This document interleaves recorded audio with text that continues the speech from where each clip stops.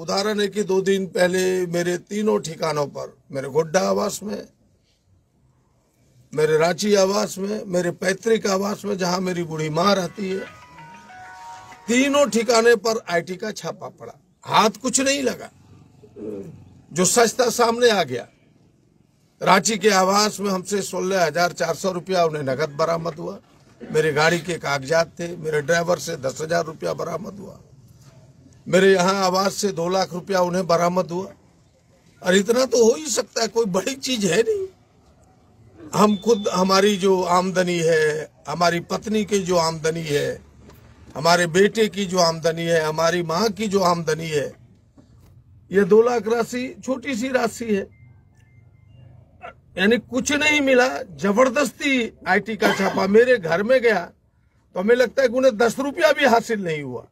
मेरे घर में केवल धान थे, चावल थे, आलू था, गोईठा था, अरहर, पुआल, तमाम चीजों को देख करके लौट आया आईटी।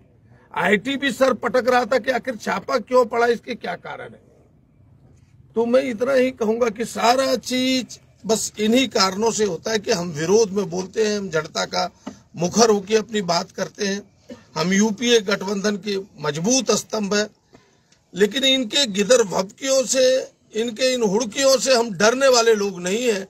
जिस तरह से आपने देखा कि अडानी के विरोध में हम लड़े, किसानों की लड़ाई हमने लड़ा। 6 महीने आपके दुमका के ही जेल में मुझे रहना पड़ा। हमने उस आंदोलन से पीछे अपना कदम नहीं किया। उसके पहले भी आपने देखा होगा कि जब हम चुनाव लड़ रहे थे, झारखंड विकास मोर्चा से कांग्रेस गठबंधन का समर्थन था, मुझे झूठे केस में फंसाया गया। तो एक चीज, एक साजिश का आज पर्दाफाश हो रहा है। और तीसरा फिर से एक बार यह प्रयास है, और इन प्रयासों में जनता मेरे साथ खड़ी है, हमारे समर्थक हमारे साथ खड़े हैं। एक तनिक भी किसी को कोई शंका मेरे ऊपर संशय नहीं। हम तो खुली किताब है, 25 वर्षों से लगातार इस क्षेत्र का प्रतिनिधित्व कर रहे हैं।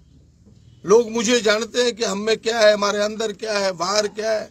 हम गरीबों के लिए लड़ते हैं, गरीबों के लिए खून देने का प्रयास करते हैं। उन्हें यह अच्छा नहीं लगता और इस सरकार में भी मुख्य भूमिका निभाते हैं। हम भले मंत्रिमंडल में नहीं है, लेकिन कल्याणकारी योजनाएं कैसे हो, जनता के हित में, किसानों के हित में, नौजवानों के हित में, ये उनको भाता नहीं है। और इसके कारण ये सारी घटना हुई है। और अभी हाल के दिनों में आपने देखा होगा कि यही 1 सप्ताह पहले हमने मुखर होके जिस एक्ट, नियम परिनियम के हम पार्ट थे, सरकार ने जो मुझे जिम्मेवारी दी थी कि भाई जो स्थानीय कंपनियां हैं, उन कंपनियों में कैसे स्थानीय लोगों का नियोजन हो, तो हम सबों ने मिलकर के एक एक्ट बनाया था कि 75% स्थानीय लोगों को लेना होगा, जिसमें अडानी पीछे हट रही थी। और यह भार वहां के उपायुक्त की जिम्मेवारी है इसको एक्सिक्यूट कराना, इस कानून को।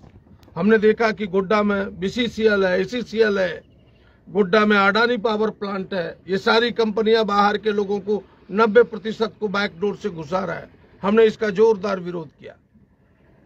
अडानी को पीछे आना पड़ा और उन्हें घोषणा करना पड़ा है। अभी 9 तारीख को उन्होंने केवल 1 दिन का कहा था, 5 तारीख को 1 दिन की बहाली की उन्होंने घोषणा की थी। हमने कहा 1 दिन में नहीं होगा, आप लोगों को समय दीजिए, वक्त दीजिए। अभी 12 तारीख की घोषणा हुई है। तो हम ये लड़ाई है, ये तमाम लड़ाई जनता के हित में है। जिन लड़ाइयों को हम लड़ रहे हैं, जो विरोधियों को, जो सत्ता में बैठे भारतीय जनता पार्टी के लोग हैं, उन्हें जो 24 की सत्ता हाथ से जाने का डर आ रहा है या लोकसभा जाने का डर लग रहा है, इस कारण से सारे आईटी के छापे हैं। लेकिन हम इसकी कानूनी लड़ाई भी लड़ेंगे और जनता के बीच भी इस लड़ाई को लेके जाएंगे और दूध का दूध, पानी का पानी होगा। और 2024 में मुझे विश्वास है इस बार गोड्डा लोकसभा की जनता उन्हें माकूल जवाब देगी, भारतीय जनता पार्टी को माकूल जवाब देगी। तो ये क्या माना जाए, सांसद निशिकांत दुबे के इशारे पे या तात्कालिक कारण आडवाणी में जो आपने मांग अडानी में? देखिए, एक कारण से नहीं होता है। कई विरोधी जब एक साथ एकत्र होते हैं तो तमाम कारण हमने आपके ध्यान में दिए हैं। एक तो यह जो गठबंधन की सरकार का, उसको अस्थिर करने का हिस्सा, निशिकांत दुबे का जो कदम हिल रहा है उसका हिस्सा, और जो तीसरी आपने बात कही उसका भी हिस्सा, ये सबका हिस्सा है। एक चीज प्रदीप भैया, क्योंकि कल तक आप जेवीएम में थे, आप लोकसभा के प्रत्याशी बने, चुनाव लड़े, अब आप कांग्रेस में हैं, तो क्या लगता है कांग्रेस आपको टिकट देगी? नहीं, ये मैं नहीं कह रहा हूँ, उस व्यक्ति को लगता है, अभी हम अपनी दावा नहीं ठोक रहे हैं।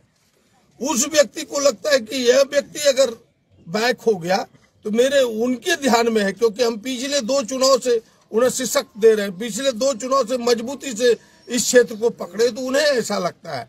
हम अपना टिकट का दावा नहीं पेश कर रहे हैं, हमें कह रहे कि विरोधी को ऐसा लगता है कि यह शख्स मजबूत है, इसको हमने धाराशाही कर दिया तो और लोग डर से अपना पीछे कदम कर लेंगे, ये उन्हें लगता है। ऐसा नहीं लगता कि मुख्यमंत्री हेमंत सोरेन ने भ्रष्टाचारियों पे जो है कार्रवाई करने में देर की, जिससे ईडी को मौका मिला और इस तरह की रेड चालू हो गई? नहीं, ये सारे, हमें लगता है कि सारी चीजें बनी बनाई है। अगर भ्रष्टाचारियों को करना ही है तो जब से यह राज्य में सरकारें बनी है, सभी पन्नों को ईडी क्यों नहीं खंगालती है?